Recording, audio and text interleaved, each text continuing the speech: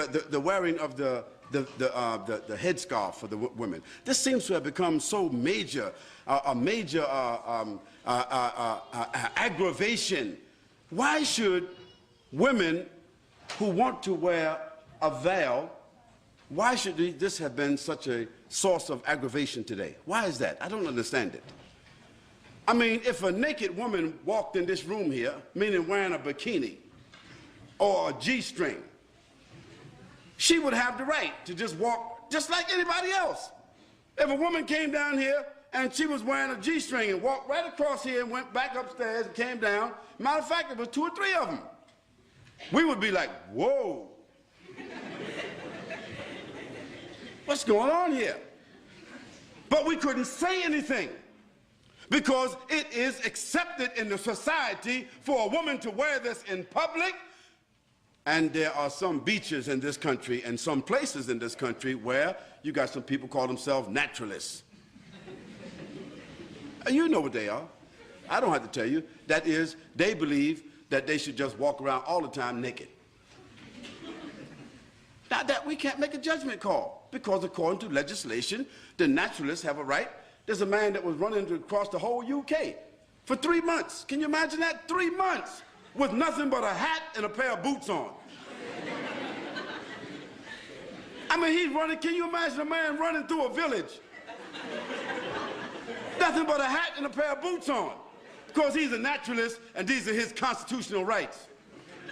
And for 3 months, nobody could say anything about it. Well, I say that in a society where people are allowed to express themselves that way, why should there be a problem about Muslim women, whether in the schools or otherwise, choosing the preference to cover their heads or to cover their bodies with loose garments? Why should there be such an uproar? Why is there the need for the media to assault and say Muslims want to take over our society and Muslims want to impose their values upon us and so forth? Well, I want to remind them that until 15 or 20 years ago, the nuns in the church, in the Catholic Church, they had to wear it. Is it right or wrong? And just recently, the Catholic Church has relaxed the uniform codes of the nuns where they can show a little cleavage. They can now wear a little bit, you know, put the cross right there in the middle. They don't have to wear a headpiece anymore, and they can show a little bit of thigh. Well, that's their right. We can't say anything about that. But when I went to church, to the Catholic Church, when I was 17 years old, all the nuns were looking like the sisters are looking today. So society has changed, but why should our values have to change?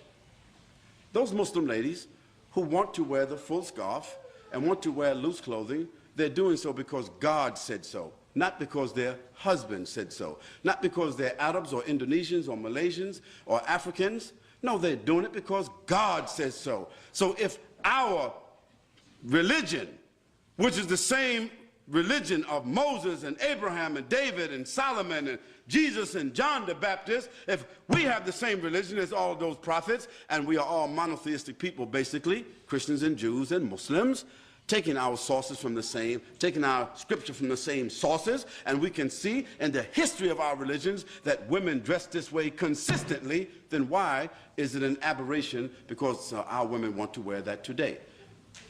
What do they want our women to do? Do they want our women to take off their head scarves and all put on G-strings? Would that be sad? Or now y'all all the same, now it's okay. No, we say it's not okay. And we say, as Muslims, we have the right to preserve what we consider to be decent and dignified clothing and apparel and appearance.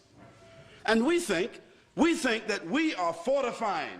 We think that we are making a good moral contribution. We think that we are doing something that will support the morals, the principles and the status of women in this society. We say that's what we think we're doing.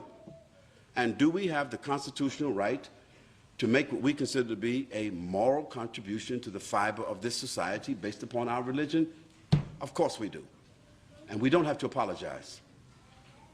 And if somebody wants to know, if we are unable to explain, we do not have to explain.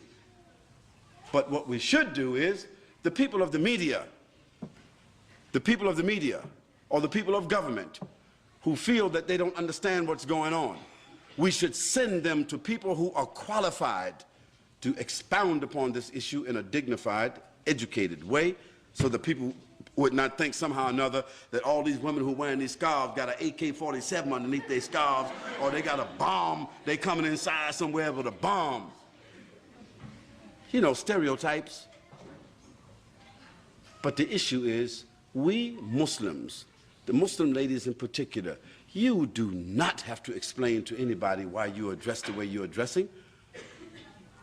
Just like others who are undressed do not have to explain to anybody why they are undressed.